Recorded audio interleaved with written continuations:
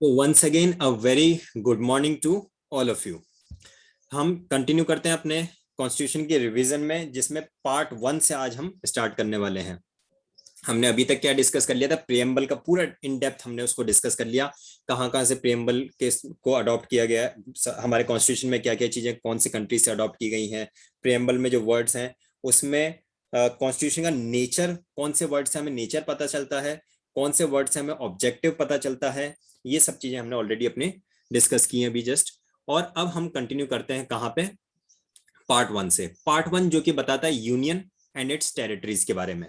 ये तो मैंने आप लोगों को पहले ही बता दिया कि इंडिया के का जो यूनियन है उसमें ऐड होना, या कोई कंट्री अगर उसमें ऐड होना चाहता है वो तो अलाउड है। लाइक आपको पता है गोवा, गोवा जो कि पोर्चुगीज कॉलोनी था और बाद में उससे वो हमारे इंडिया के साथ में ऐड हुआ था। इवन पोर्चुगीज उसे छोड़ के चले गए थे, उसे लिबरेट कर दिया गया था। उसके भी 1 या 2 साल बाद में वो इंडिया के साथ में ऐड हुआ। देन सिक्किम हमारे पास में ऑप्शन एग्जाम्पल है, वो बाद में इंडिया में मर्ज हुआ। तो ये सारे इंडिया में ऐड तो हो गए अपनी इच्छा से, लेकिन अगर ये कल को चाहें कि हम इंडिया से वापस अलग होना चाहते हैं, सेपरेट होना चाहते हैं, तो वो अलाउ नहीं किया जाएगा, because India is not having a federalism system. और ये जो लोग ऐड हुए हैं ये किसी एग्रीमेंट के थ्रू ऐड नहीं हुए हैं, ये लोग ऐड हुए हैं थ्रू अ एक्सेशन। इन्होंने अपनी फ्री कंसेंट से उसमें ऐड हो गए। तो अब कोई एग्रीमेंट जैसे होता है वो एग्रीमेंट तो हम वापस से रिवोक कर सकते हैं, लेकिन एक्सेशन के थ्रू जब ऐड होते हैं तो उसको रिवोक नहीं किया जा सकता। तो ये बताता है पार्ट 1 का आर्टिकल 1 दैट पार्ट 1 हमारा कहां से रहता है? आर्टिकल 1, जिसमें सबसे पहला बता रहा है कि यूनियन का नेम क्या होगा और इसकी टेरिटरीज वगैरह क्या होंगी, इसके कंसर्न है। अच्छा, ये आर्टिकल 1 को आप हमेशा शेड्यूल 1 के साथ में पढ़ेंगे। Article 1 should be read with schedule first. आप लोगों को ध्यान है हमारे कॉन्स्टिट्यूशन में टोटल 395 आर्टिकल्स हैं और 12 शेड्यूल्स हैं। तो आर्टिकल 1 को आप शेड्यूल फर्स्ट के साथ में पढ़िएगा। शेड्यूल फर्स्ट में आपको सारे स्टेट्स के नेम्स एंड उनके यूनियन टेरिटरीज और उनके टेरिटरीज पर्टिकुलरली के कितनी कितनी उनकी टेरिटरीज हैं वो देखने के लिए मिलेगा। फिर आती है बात कि इंडिया क्या है। India is a union of India. नाम क्या है इंडिया का, ये भी हमें आर्टिकल 1 में दे रखा है, that India that is Bharat will shall be the union of states. तो it will be a union of states. और ये जो यूनियन वर्ड है, ये फ्रेज जो है, ये क्या बताता है? ये इंडियन फेडरेशन को बताता है, that Indian federation is not a result of any agreement but agreement among the states, but it is unlike to the American system. America में तो क्या हुआ था, डिफरेंट जो कॉलोनीज थी वो इंडिपेंडेंट होके और आपस में उन्होंने एक एग्रीमेंट फॉर्म किया। आई थिंक 17 और 19 कंट्रीज वर देयर, जो कॉलोनीज वर देयर, जिन्होंने आपस में एक एग्रीमेंट के थ्रू कलेक्टिवली ज्वाइन कर लिया। बट इंडिया में ऐसा सिस्टम नहीं है। India is not a result of agreement, it have been formed through accessions. तो आपको ध्यान ही है कि जब पहले ब्रिटिश पीरियड में, एक तो कुछ ऐसे प्रोविंसेस थे जो कि ब्रिटिश के अंडर में थे, ब्रिटिश कंट्रोल थे। बाकी कुछ ऐसे प्रोविंसेस थे जो प्रिंसली स्टेट्स में आते थे। तो उसके बाद में ऑप्शन आया था कि जो चाहे तो वो इंडिपेंडेंट हो जाएं, जो चाहे तो वो इंडिया के साथ मर्ज हो जाएं, और जो चाहे तो वो पाकिस्तान के साथ में मर्ज हो जाएं। तो उसके बाद में जो जो स्टेट्स, जो जो प्रिंसली स्टेट्स ने एक्सेशन दिया था इंडिया के फेवर में, तो उसके हिसाब से इसको ऐड किया, फॉर्म किया गया है। The states have no rights to secede. ये मोस्ट इंपॉर्टेंट पॉइंट है। कंट्री में, इंडिया में ऐड तो हो सकते हैं, एंट्री तो अलाउड है, लेकिन अपने आप को सिसीड नहीं कर सकते। एक्सीड हो सकते हैं लेकिन सिसीड नहीं कर सकते कि हम इंडिया से अपने आप को अलग कर रहे हैं, हम अपना अलग राष्ट्र बनाएंगे। ये पावर इंडिया के किसी स्टेट के पास में नहीं है। The federation is an union because it is indestructible. Fine, हमारा भी कंट्री में फेडरेशन तो है, लेकिन कैसी फेडरेशन है? इनडिस्ट्रक्टिबल फेडरेशन है। इसे किसी भी कंट्रीशन में अलग नहीं किया जा सकता। आप लोगों को एक मैं बात शेयर करूं कि जब इंडिया को फ्री करके जा रहे थे, when India got its independence, तो जो ब्रिटिशर्स थे उनका व्यू क्या था कि ये ठीक है, आप लोग फॉर्म तो कर रहे हो, लेकिन इसका वोल्कनाइजेशन हो जाएगा कुछ ही ईयर्स में। वोल्कनाइजेशन का मीनिंग आप अगर जानते हो तो जैसे वोल्केनो इरप्ट होता है, ज्वालामुखी फटता है, तो क्या होता है, बहुत सारे पार्ट्स में बिखर जाता है, अंदर से लावा निकलता है और सब कुछ जो पहाड़ है वो पूरे टुकड़े टुकड़े में बिखर जाता है। तो इंडिया के लिए भी ब्रिटिशर्स का यही व्यू था कि ठीक है हम इसको चला रहे थे इतने टाइम तक, लेकिन यहाँ पे जिस तरह का सिस्टम है, इतने सारे प्रिंसली स्टेट्स हैं, इतने सारे रिलीजन हैं, इतने सारे कास्टिज्म हैं, तो ये आप लोग मिला के चला नहीं पाओगे, कुछ ही साल में इसका क्या होगा, वोल्केनाइजेशन हो जाएगा, सारे स्टेट्स आपस में टुकड़े टुकड़े बिखर जाएंगे। ये उनका व्यू था। लेकिन since independence, that is 15th of August 1947 till date, आज तक कोई शक्ति है नहीं जो हमारे इंडिया की यूनिटी को हैम्पर कर सके, यूनिटी को कोई हिला भी सका हो। जैसे हम at the time of independence थे, हमारी पावर्स तब से आज तक इंक्रीज ही हुई हैं, कोई हमें कम नहीं कर सका। फर्दर हमने अदर स्टेट्स को, अदर कंट्रीज को अपने अंदर एनेक्स ही किया, बट किसी को भी हमने अपने से अलग नहीं होने दिया। So this is the power of our India and the power of constitution. Obviously constitution ही देता है ये सारी पावर्स इंडिया को। तो हम बात कर रहे थे union of and its territories की। The country is an integral whole and divided into different states. तो कंट्री क्या है, कंट्री पूरा एज अ इंटीग्रल होल है और उसको हमने डिवाइड कर रखा है स्टेट्स में। ये हमने स्टेट्स में क्यों डिवाइड किया है, simple reason is only for the convenience of administration. हमने अगर डिफरेंट स्टेट्स में अपने कंट्री को डिवाइड कर दिया है तो उसका हमारा कोई पर्पस ये नहीं है कि हमने सारे स्टेट्स को इंडिपेंडेंट छोड़ दिया, उसका उनकी इंडिपेंडेंट पावर्स दे दी, फेडरलिज्म बना दिया, नहीं। सिर्फ for the purpose of administration, कि छोटा एरिया होता है तो वहां पे एडमिनिस्ट्रेशन ईजी हो जाता है, इस पर्पज से हमने स्टेट्स के में उसको डिवाइड कर रखा है। Otherwise as a country India is a whole one integral union. Fine, move on करते हैं आर्टिकल 2 की तरफ। आर्टिकल 2 बताता है हमें रिगार्डिंग पार्लियामेंट में by law admit and establish new states. अगर पार्लियामेंट किसी न्यू स्टेट को एडमिट करना चाहते हैं अपने इस यूनियन में, एस्टेब्लिश करना चाहते हैं, तो वो पावर्स मिलती हैं पार्लियामेंट को आर्टिकल 2 के थ्रू। और ये भी क्या किया जाएगा, बाय लॉ किया जाएगा। Parliament shall do this thing only by law only, right. तो इसमें हमें पता ही है सिक्किम का एक एग्जाम्पल है, देन गोवा का एक एग्जाम्पल है। हमने क्या किया, उनको एडमिट किया अपने यूनियन में। आर्टिकल 3 की अगर हम बात करें, आर्टिकल 3 बात करता है फॉर्मेशन ऑफ न्यू स्टेट्स का, एंड फॉर्मेशन के साथ साथ alteration of areas, boundaries and names of existing states की, ये बात करता है आर्टिकल 3। अब इसमें एक छोटी सी चीज आप लोगों को जो याद रखने की है, आर्टिकल 2 बात करता है एडमिशन की और आर्टिकल 3 बात करता है फॉर्मेशन एंड ऑल्ट्रेशन की।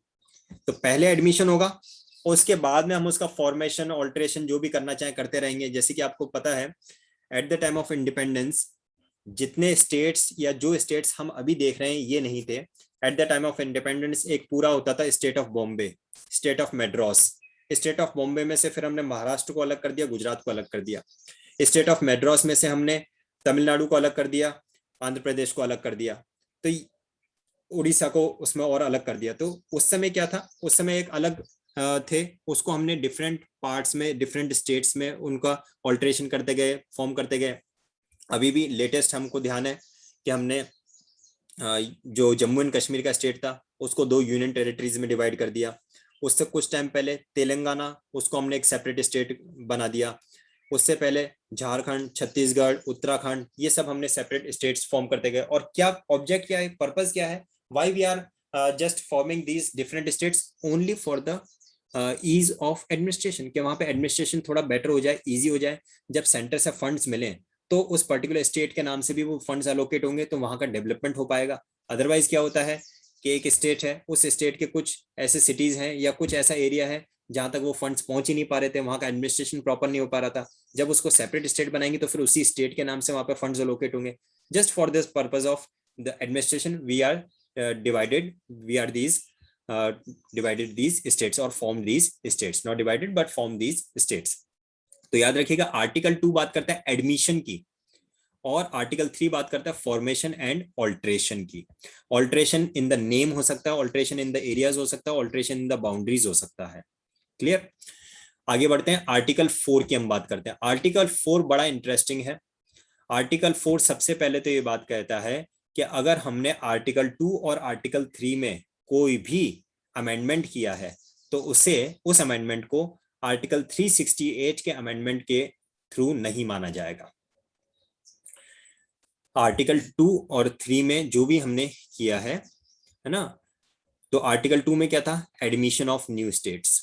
आर्टिकल 3 में क्या था, formation and alteration of new states and there territories.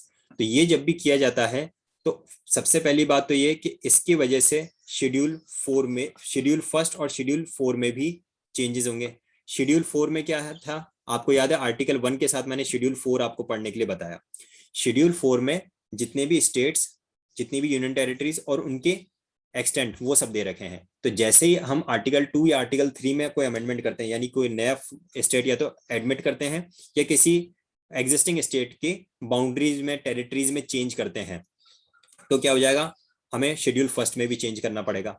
Schedule 4 क्या बताता है, शेड्यूल 4 बताता है regarding the representation in the Rajya Sabha, कि कौन से स्टेट से राज्यसभा में कितने रिप्रेजेंटेटिव होंगे, तो उसके लिए शेड्यूल 4 बताता है। तो जैसे ही हमने आर्टिकल 2 या आर्टिकल 3 में अमेंडमेंट किया, उसका इफेक्ट शेड्यूल 1 और शेड्यूल 4 में देखने के लिए मिलेगा। And together with it supplemental, incidental and consequential matters में भी हमें अमेंडमेंट या फिर चेंज देखने के लिए मिलता है। इसका क्या मीनिंग होता है, देखिए आपको एक एग्जांपल मैं जैसे देता हूं।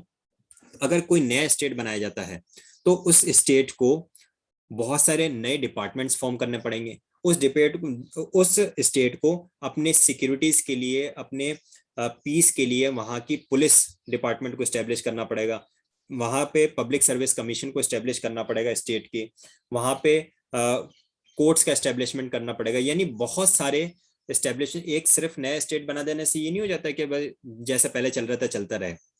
बहुत सारे supplemental, incidental and consequential amendments भी करने पड़ते हैं एक स्टेट को फॉर्म करने के लिए। इसका सिंपल सा आप एग्जांपल ये समझ सकते हैं कि अभी आप जैसे सपोज अपने पेरेंट्स के साथ रह रहे हैं, और अगर आप एक नया घर बनाते हो और उस नए घर में अकेले रहने जाते हो, तो वहां पे आपको बहुत सारी चीजें नई खरीदनी पड़ेंगी। बहुत आपको वाटर का कनेक्शन लेना पड़ेगा, आपको इलेक्ट्रिसिटी का कनेक्शन लेना पड़ेगा, आपको उसके मेंटेनेंस के लिए बहुत सारे supplemental, incidental and consequential arrangements करने पड़ेंगे। पुलिस जो होती है वो किसके पावर में होता है, ऑब्वियसली हर स्टेट की अपनी पावर है। जो रोड ट्रांसपोर्ट है वो किसकी पावर है, ऑब्वियसली स्टेट की पावर है। तो ये सारे अरेंजमेंट्स करने पड़ते हैं as a supplemental, incidental and consequential matters of the amendment in article 2 and 3, right. और अब बात आती है, मैंने जैसे कि बताया आर्टिकल 4 में एक बहुत इंपॉर्टेंट बात लिखी है, वो ये कि no such law as aforesaid, यानी कि आर्टिकल 2 और आर्टिकल 3 में जो भी चेंजेस किए गए या उसके अकॉर्डिंगली शेड्यूल 1 या शेड्यूल 4 में कोई चेंजेस किए गए, सप्लीमेंटल, इंसिडेंटल या कॉन्सिक्वेंशियल मैटर्स में अगर कोई अमेंडमेंट हुए, इन अमेंडमेंट्स को कॉन्स्टिट्यूशन के आर्टिकल 368 का अमेंडमेंट नहीं माना जाएगा। चलिए मैं इसका एक और आपको लेटेस्ट एग्जांपल देके बताता हूं। अभी हमने Jammu and Kashmir reorganisation act 2019 के अकॉर्डिंगली जम्मू एंड कश्मीर से आर्टिकल 370 को अपलिफ्ट किया, और वहां पे उस एक स्टेट को हमने 2 यूनियन टेरिटरीज में डिवाइड किया। हम कॉन्स्टिट्यूशन के अमेंडमेंट्स को जब देखते हैं, अमेंडमेंट नंबर 103, अमेंडमेंट नंबर 104 देखते हैं, उस पूरी लिस्ट में आपको देखने के लिए नहीं मिलेगा कि जम्मू एंड कश्मीर का जो रीऑर्गेनाइजेशन हुआ था वो कौन से अमेंडमेंट से हुआ। क्यों? क्योंकि अमेंडमेंट्स जो होते हैं वो आर्टिकल 368 के अकॉर्डिंगली होते हैं, और आर्टिकल 3 के अकॉर्डिंगली अगर हमने किसी भी स्टेट का रिफॉर्मेशन किया है तो वो आर्टिकल 368 में कवर नहीं हो रहा है। किसी भी स्टेट का की बाउंड्रीज में अगर चेंज किया गया है, ऑल्टरेशन किया गया है, उसके नेम में अगर कोई ऑल्टरेशन किया गया है, तो वो आर्टिकल 368 में एज एन अमेंडमेंट कवर नहीं होगा। वो सिंपली शेड्यूल 1 एंड शेड्यूल 4 में अमेंडमेंट करके और उसको आगे प्रोसीड कर दिया जाता है। तो इसलिए जैसे जम्मू एंड कश्मीर को हमने 2 यूटीज में बांटा, तो वो आपको किसी अमेंडमेंट में देखने के लिए नहीं मिलेगा। बहुत जनरल बोलने में लोग कह देते हैं कि कॉन्स्टिट्यूशन में अमेंडमेंट करके वहां से 370 को रिमूव कर दिया। नहीं, अमेंडमेंट कॉन्स्टिट्यूशन में नहीं किया, क्योंकि कॉन्स्टिट्यूशनल अमेंडमेंट कौन से आर्टिकल से गवर्न होता है, वो 368 से गवर्न होता है। हमने जो अमेंडमेंट किया वो किसमें किया, शेड्यूल 1 और शेड्यूल 4 में अमेंडमेंट किया, यानी कि उन स्टेट्स को यूटीज में बदल दिया। आर्टिकल 3 के अकॉर्डिंगली वो अमेंडमेंट है, आर्टिकल 3 के अकॉर्डिंगली, यानी कि हमने सिर्फ ऑल्टरेशन किया है in the boundaries and the names and all, right. आगे बढ़ते हैं। ये हमारा पार्ट 1 था जो कि आर्टिकल 1 से आर्टिकल 4 तक का है। पार्ट 2 डील करता है रिगार्डिंग द सिटीजनशिप, जो आर्टिकल 5 से लेकर आर्टिकल 11 तक का है। सिटीजनशिप की बात करें हम तो आर्टिकल 5 बताता है कौन कौन सिटीजन हो पाएंगे। अच्छा, एक चीज और क्लियर रखिएगा, ये पार्ट 2 सिटीजनशिप का जो है ना, आर्टिकल 5 से लेकर ये बात करता है जो at the time of independence जो पॉपुलेशन थी उनके सिटीजनशिप के राइट्स के बारे में। आप और मैं आज जो हम लोग हैं उनके सिटीजनशिप के राइट्स वो आर्टिकल 5 से कवर नहीं होते हैं, वो part 2 of citizenship of constitution से कवर नहीं होते हैं। हमारे राइट्स ऑफ सिटीजनशिप कवर होते हैं सिटीजनशिप एक्ट से, राइट। तो उसके लेकिन सिटीजनशिप एक्ट फॉर्म करने की पावर वो पार्ट 2 ऑफ सिटीजनशिप से मिलती है, पार्ट 2 ऑफ कॉन्स्टिट्यूशन से मिलती है, राइट। तो बात ये होती है कि किसे हम इंडिया का सिटीजन मानेंगे, किसे इंडिया का सिटीजन माना जाएगा। तो उसके लिए आर्टिकल 5 कहता है कोई भी ऐसा पर्सन जो डोमिसाइल है इंडिया में, जो इंडिया में रह रहा है। दूसरी बात, कोई ऐसा पर्सन जो पाकिस्तान से इंडिया में माइग्रेट होके आया है, राइट। लेकिन ऐसा माइग्रेशन 19 जुलाई 1948 से पहले होना चाहिए। 19 जुलाई 1948 के पहले अगर कोई पर्सन पाकिस्तान से माइग्रेट होकर इंडिया में आ गया तो उसे भी हम इंडियन सिटीजन मानेंगे। जो पर्सन इंडिया में डोमिसाइल्ड है उसे तो इंडियन सिटीजन मान ही रहे हैं, आर्टिकल 5 कहता है। आर्टिकल 6 क्या कहता है, कोई पर्सन जो पाकिस्तान से माइग्रेट होकर इंडिया में आ गया 19 जुलाई 1948 से पहले उसे भी हम इंडियन सिटीजन मानेंगे। आर्टिकल 7 इसके कॉन्ट्राडिक्टरी बात करता है। आर्टिकल 7 बिल्कुल इस आर्टिकल 5 और 6 के अपोजिट बात कर रहा है। वो क्या बोल रहा है, जो लोग इंडिया से माइग्रेट होकर पाकिस्तान चले गए तो वो इंडियन सिटीजन नहीं होंगे। The persons who have migrated to Pakistan, और वो भी पाकिस्तान कब, 1 मार्च 1947 से पहले अगर वो पाकिस्तान चले गए तो उन्हें फिर हम इंडियन सिटीजन नहीं मानेंगे, राइट। अब यहाँ पे एक चीज आपको ध्यान रखनी है, ये जो डेट है 19 जुलाई 1948, इसके तो हमने लेना है कि इसके पहले जो बिफोर 19 जुलाई 1948 के पहले इंडिया में आ गए उसे उन्हें हम इंडियन सिटीजन मान रहे हैं। और यहाँ पे 1 मार्च 1947 से पहले अगर कोई पाकिस्तान चले गए तो उन्हें हम इंडियन सिटीजन मानने से इनकार कर रहे हैं। लेकिन इन डेट्स में इतना डिफरेंस है। अब सपोज करें कोई ऐसा पर्सन था जो 1 मार्च 1947 से पहले पाकिस्तान चला गया, वहां पे 5-6 महीने रहा, लेकिन फिर उसे लगा कि नहीं मैंने गलती कर ली यहाँ पे आके, मेरा तो हिंदुस्तान जिंदाबाद और हिंदुस्तान ही अच्छा था, और वो वापस इंडिया में आ जाता है। हालांकि बिफोर 19 जुलाई 1948 आ रहा है, गया भी इससे पहले था और आ भी इससे पहले रहा है। तो अब क्या सिचुएशन रहेगी, क्योंकि आर्टिकल 7 तो कह रहा है now he ceases to be an Indian citizen, क्योंकि वो तो पाकिस्तान चला गया। और आर्टिकल 6 कह रहा है क्योंकि वो बिफोर 19 जुलाई 1948 इंडिया में आ गया तो अब तो वो इंडियन सिटीजन रहना चाहिए। तो ऐसी सिचुएशन के लिए अप्लाई होता है आर्टिकल 9। आर्टिकल 9 कहता है कि जहां पे, नहीं सॉरी आर्टिकल 9 नहीं आएगा इसके लिए, आर्टिकल 7 के ही प्रोविजंस देते हैं कि जो लोग इसके बाद में 19 जुलाई 1948 के बाद में अगर आ गए थे, पहले गए थे लेकिन वापस अगर आ गए थे, तो उन्हें क्या करा जाएगा, उन्हें एक ऐसा माना जाएगा जो 19 जुलाई 1948 के बाद आए हों, उनको ऐसा डीम किया जाएगा। और इन लोगों को क्या करना पड़ेगा, इन लोगों को एक रजिस्ट्रेशन करवाना पड़ेगा कि हम परमानेंट सेटलमेंट टू इंडिया के हिसाब से वापस रिटर्न हुए हैं, राइट। आर्टिकल 7 ही इसके बारे में प्रोविजन देता है कि ऐसे पर्सन जो 1 मार्च 1947 से पहले पाकिस्तान चले गए थे लेकिन 19 जुलाई 1948 से पहले ही दोबारा वापस अगर इंडिया आ गए परमानेंट रीसेटलमेंट के लिए, तो उन्हें अपना रजिस्ट्रेशन करवाना पड़ेगा with the authority established by parliament के साथ में कि हम परमानेंट रीसेटलमेंट टू इंडिया के लिए रिटर्न हुए हैं। लेकिन ऐसे रजिस्ट्रेशन से पहले भी उनके लिए मिनिमम 6 मंथ्स का उनको डोमिसाइल शो करना पड़ेगा कि हम यहाँ पे आए हुए हमें 6 महीने हो चुके हैं, ठीक है।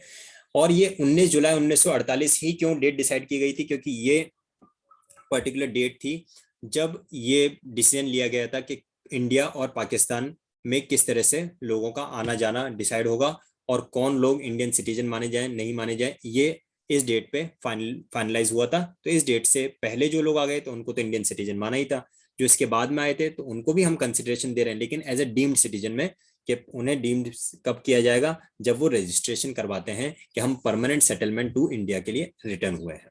आर्टिकल 8 बात करता है citizenship of the persons of Indian origin, जो लोग हैं तो इंडियन ओरिजिन के लेकिन कहीं बाहर रह रहे हैं, तो अगर वो बाहर रह रहे तो उनको भी क्या करवाना पड़ेगा, उनको वहां के डिप्लोमेट के साथ में अपना रजिस्ट्रेशन करवाना पड़ेगा कि हम इंडियन ओरिजिन के हैं और इंडियन सिटीजन ही रहना चाहते हैं।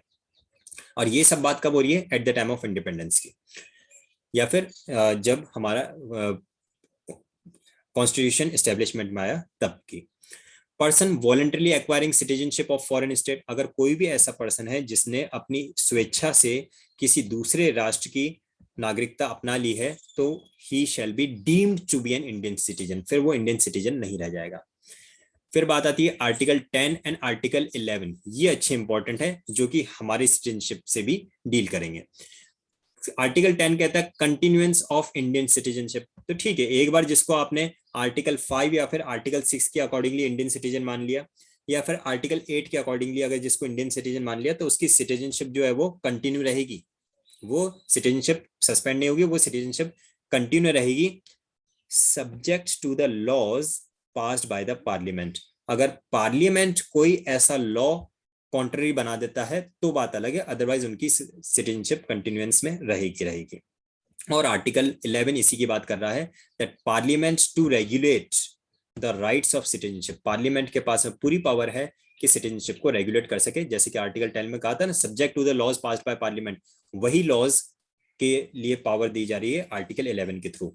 और इसी के थ्रू सिटीजनशिप एक्ट 1955 आया था, इसी के थ्रू सिटीजनशिप अमेंडमेंट एक्ट आया है 2019 का, और यही सब हैं जो मुझे आपको और हम लोगों को सिटीजनशिप के राइट्स देते हैं। बाकी तो आर्टिकल 5 और 6 जो उस समय डोमिसाइल था, जिसने उस समय ब्रिटिश इंडिया में बर्थ लिया था, वो अभी तक कहाँ अलाइव बचे होंगे, ठीक है। तो हमें तो मेनली ध्यान रखना है क्या, हमें ध्यान रखना है कि आर्टिकल 10 और आर्टिकल 11 ये हैं जो कि पार्लियामेंट को पावर देते हैं सिटीजनशिप के से रिलेटेड प्रोविजंस बनाने के लिए, लॉज बनाने के लिए। हमें ध्यान रखना है आर्टिकल 6 जो कि 19 जुलाई 1948 के डेट को स्पेसिफाई करता है, जो इंडिया में आने वालों के लिए, और 1 मार्च 1947 को स्पेसिफाई करता है इंडिया से बाहर जाने वालों के लिए। Let's move further. अब आता है पार्ट नंबर 3। अच्छा, किसी भी स्टेज पे कोई कंफ्यूजन माइंड में अराइज हो तो please do let me know, जरूर से पूछ लीजिएगा, कोई कंफ्यूजन नहीं रखे माइंड में। पार्ट 3 जिसे हम मोस्ट इंपॉर्टेंट मानते हैं, not only from the country and constitution point of view but also from the examination point of view. Article 3 जो फंडामेंटल राइट्स की बात करता है, जिसमें आर्टिकल 12 से लेकर आर्टिकल 35 तक के प्रोविजंस हैं। आर्टिकल 12 सबसे पहले बताता है डेफिनेशन। डेफिनेशन किस चीज की, डेफिनेशन ऑफ द स्टेट, कि स्टेट में किस किस को इंक्लूड किया जाएगा। और इंपॉर्टेंट बात यहाँ पे ये लिखी गई है आर्टिकल 12 में, that is definition given in this article, the definition given of the state to be the part of part 3 and part 4 only. यानी कि स्टेट की जो डेफिनेशन आर्टिकल 12 में दे रखी है, उसे हम part 3 that is fundamental rights के लिए, और part 4 directive principles of state policy के लिए ही मानेंगे। ऐसा नहीं कि पूरे कॉन्स्टिट्यूशन के लिए ये definition. The definition of state given under article 12 is the definition of state only for part 3 and part 4। Part 3 है हमारा फंडामेंटल राइट्स, और पार्ट 4 आ जाएगा directive principles of state policy. दोनों एक जैसे ही हैं, दोनों में सिर्फ एक चीज का दोनों क्या करते हैं, दोनों सिटीजन्स को पावर्स देते हैं। फंडामेंटल राइट्स भी सिटीजन्स को पावर्स दे रहे हैं, और जो directive principles of state policies हैं, ये भी ड्यूटीज ऑफ द स्टेट हैं टुवर्ड्स द सिटीजन्स। डिफरेंस इतना सा है, फंडामेंटल राइट्स अगर फुलफिल नहीं करता है state, then they are enforced in the court of law, they are enforced through court of law. लेकिन अगर directive principles of state policy जो है वो स्टेट अपने फुलफिल नहीं कर पाता है, they are non enforceable by court of law. उनको, क्योंकि वो सिर्फ डायरेक्टिव्स हैं, उन्हें सिर्फ ये कहा गया है कि जब कभी भी लॉज बनाए जाएं, जब कभी भी कोई एक्ट बनाया जाए, कोई लेजिस्लेशन बनाया जाए, तो इन प्रिंसिपल्स को फॉलो किया जाए, इन सिद्धांतों को अपने माइंड में रखते हुए और फिर उन लॉज को बनाया जाना चाहिए। और ये चीजें हमारे सिटीजन्स को मिलनी चाहिए, लेकिन कब मिलेंगी वो डिपेंड करेगा जब रिसोर्सेज स्टेट के पास होंगे। फंडामेंटल राइट्स के लिए तो बोल दिया, रिसोर्सेज है या नहीं है, सिटीजन्स को ये चीजें मिलनी ही चाहिए। तो आर्टिकल 12 में स्टेट की क्या डेफिनेशन है उसके लिए मैं थोड़ा सा डिटेल आपको बताऊंगा, क्योंकि कुछ केस लॉज को भी हमें इसमें डिस्कस करना पड़ेगा। सबसे पहला, government and the parliament of India, ये स्टेट में काउंट होगा। Government and legislature of state, ये भी स्टेट में काउंट होगा। तो ये तो अंडरस्टूड बात है कि स्टेट किससे माना जाएगा, सेंटर को और स्टेट को, ये इनको तो मानना ही है। इसके साथ में इन्होंने कहा लोकल अथॉरिटीज, और लोकल अथॉरिटीज को डिफाइन कहां पे किया गया है, सेक्शन 3 और subsection 31 of general clauses act ने लोकल अथॉरिटीज को डिफाइन किया है, जिसमें हम म्यूनिसिपैलिटीज को, डिस्ट्रिक्ट बोर्ड को, विलेज पंचायत को, ये सब चीजें हम उसमें इंक्लूड करते हैं, right, in the local authorities. तो यहां तक तो कहीं कोई कंफ्यूजन नहीं है, क्योंकि ये इनकी डेफिनेशंस ऑलरेडी स्पेसिफिक नेचर की है। जो फोर्थ बात आती है डेफिनेशन में, अदर अथॉरिटीज। अदर अथॉरिटीज को कॉन्स्टिट्यूशन में तो डिफाइन नहीं किया है, इवन जनरल क्लॉजेज एक्ट में भी कहीं डिफाइन नहीं किया। तो अदर अथॉरिटीज में हम किसे ले सकते हैं और किसे नहीं ले सकते हैं, किसे इंक्लूड करेंगे किसे एक्सक्लूड करेंगे, ये फिर various judgments of supreme court के through, various judgments of high courts के थ्रू डिसाइड किया गया। तो एक केस था university of Madras versus Shantabai AIR 1954 का ये केस है, जिसमें हेल्ड हुआ था university is not a state. भाई यूनिवर्सिटी है, यूनिवर्सिटी जिनमें एग्जाम वगैरह हम देते हैं, वहां का एक पूरा खुद का एक मैनेजमेंट होता है। तो यूनिवर्सिटी को स्टेट माना जाए या ना माना जाए, क्या यूनिवर्सिटी भी स्टेट है? तो इसके लिए जो मैड्रास हाई कोर्ट थी उसने क्या कहा, उसने एक प्रिंसिपल अडॉप्ट किया, एडजस्टम जनरस। एडजस्टम जनरस का जो प्रिंसिपल है या जो डॉक्ट्रिन है, इसका क्या मीनिंग होता है? इसका मीनिंग होता है एडजेसेंट जनरलिटी। अब मैं आपको एग्जांपल देता हूं, उससे आपको पूरा व्यू समझ में आ जाएगा कि हाई कोर्ट ने क्या व्यू रखते हुए इस यूनिवर्सिटी को स्टेट की कैटेगरी में नहीं लिया। मैं कुछ टर्म्स बोलूंगा, कार, बस, स्कूटर, तो ये सब, कार, बस, ट्रक, स्कूटर, ये मैंने जो टर्म्स बोले, और इसके आगे मैंने एक वर्ड बोला व्हीकल। क्या आप इन सबको एक ही कैटेगरी में ले सकते हैं? कार, बस, स्कूटर, ट्रक, व्हीकल, ऑब्वियसली सब एक ही कैटेगरी में आ रहे हैं, सब एक दूसरे से मिलते जुलते हैं। लेकिन अगर मैं बोलूं कार, बस, स्कूटर, ट्रक, बिल्डिंग, अब ये बिल्डिंग जो है ये पूरी तरह से अलग हो गई। तो यहाँ पे क्या व्यू लिया गया है, हाई कोर्ट ने कहा एडजस्टम जनरस का मीनिंग है जो सेम नेचर के हैं उनको सेम कैटेगरी में लिया जाए। उनका ये व्यू था कि यूनिवर्सिटी जो है वो सेम नेचर की नहीं है। क्यों सेम नेचर की नहीं है? वो इसलिए कि यूनिवर्सिटी इंडिपेंडेंट नहीं है। क्या यूनिवर्सिटी अपनी खुद की गवर्नमेंट रन कर रही है? लाइक पार्लियामेंट है, जो स्टेट लेजिस्लेचर है, जो लोकल अथॉरिटीज हैं, वो सेल्फ एस्टेब्लिश्ड है, उन्हें किसी ने एस्टेब्लिश नहीं किया, वो सेल्फ एस्टेब्लिश्ड है और वो खुद की गवर्नमेंट रन कर रहे हैं। लेकिन क्या यूनिवर्सिटी भी सेल्फ एस्टेब्लिश्ड है? क्या यूनिवर्सिटी भी अपनी खुद की गवर्नमेंट रन कर रही है? Obviously not. यूनिवर्सिटी क्या खुद के लॉज बना पा रही है? Obviously not. तो इस हिसाब से यूनिवर्सिटी उस कैटेगरी में नहीं आती है जिस कैटेगरी में हमने स्टेट के बाकी पॉइंट्स को लिया है, राइट। लेकिन उसी के बाद में हमारे पास में एक नया केस आया 1962 में, उज्जम भाई वर्सेस स्टेट ऑफ यूपी का, जिसमें सुप्रीम कोर्ट ने जो एडजस्टम जनरस का अप्रोच था उसको पूरी तरह से कैंसिल कर दिया। लेकिन फाइनली क्या यूनिवर्सिटीज को स्टेट की डेफिनेशन में लिया जाएगा या नहीं, ये बात हेल्ड हुई in the case of Rajasthan electricity board versus Mohanlal.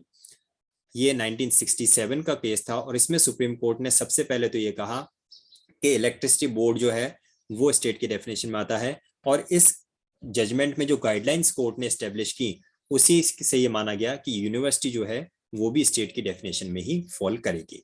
इसके अलावा एक और केस लॉ था सुखदेव वर्सेस भगत राम 1975 का। इसमें सुप्रीम कोर्ट ने ये हेल्ड किया था कि जो बिजनेस पर्पज से, जो कमर्शियल पर्पज से बॉडीज फॉर्म की जा रही हैं, लाइक ओएनजीसी, एलआईसी, आईएफसी, ये भी दो they have been formed by the commercial purposes, लेकिन ये भी स्टेट की कैटेगरी में फॉल करेंगे।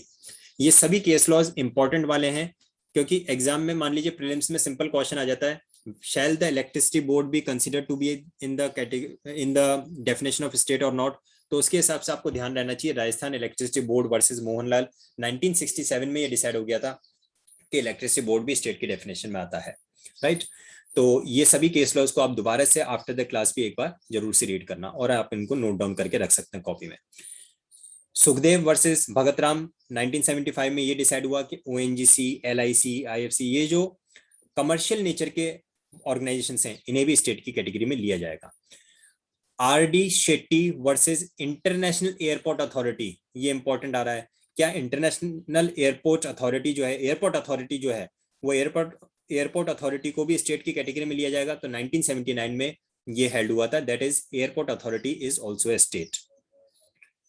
भारत पेट्रोलियम, क्या उसे स्टेट की कैटेगरी में लिया जाए? उसके लिए केस लॉ है Som Prakash versus Union of India, 1981 में डिसाइड हुआ, that is Bharat Petroleum shall also be consider to be in the definition of state. अब बात ये आती है कि इतने सारे जो पॉइंट्स थे, फाइनली क्राइटेरिया क्या है? क्राइटेरिया क्या है कि हम स्टेट की डेफिनेशन में किसे लें? तो वो क्राइटेरिया एस्टेब्लिश हुआ 1981 में सुप्रीम कोर्ट ने अजय हासिया वर्सेस खालिद मुजीब के केस में 1981 में कुछ डिटरमिनिंग क्राइटेरिया प्रोवाइड किए। अगर ये 6 क्राइटेरिया में कोई फॉल करती है ऑर्गेनाइजेशन या इंस्टीट्यूशन, तो उसे हम स्टेट की डेफिनेशन में ले सकते हैं। सबसे पहला, entire share capital is held by the government. It may be the central government or the state government or jointly by state or central government. If it is receiving financial assistance from the government, या तो entire share capital वो government held कर रहा है, या फिर वो government से financial assistance receive कर रहा है।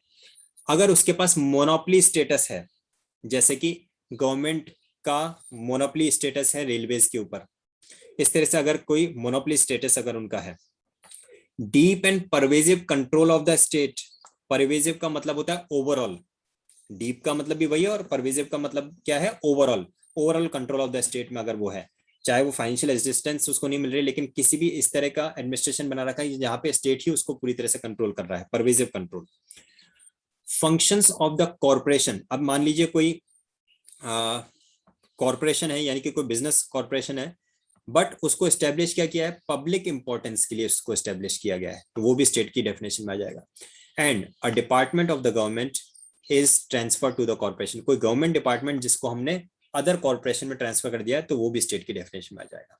तो ये 6 जो डिटरमिनिंग क्राइटेरियाज फॉर्म हुए थे, that was formed in 1981 in the leading case law of Ajay Hasia versus Khalid Mujib. तो ये क्राइटेरिया इंपॉर्टेंट है, इनको आप जरूर से नोट डाउन करना। चलिए जल्दी से हम बढ़ते हैं आर्टिकल 13 की तरफ।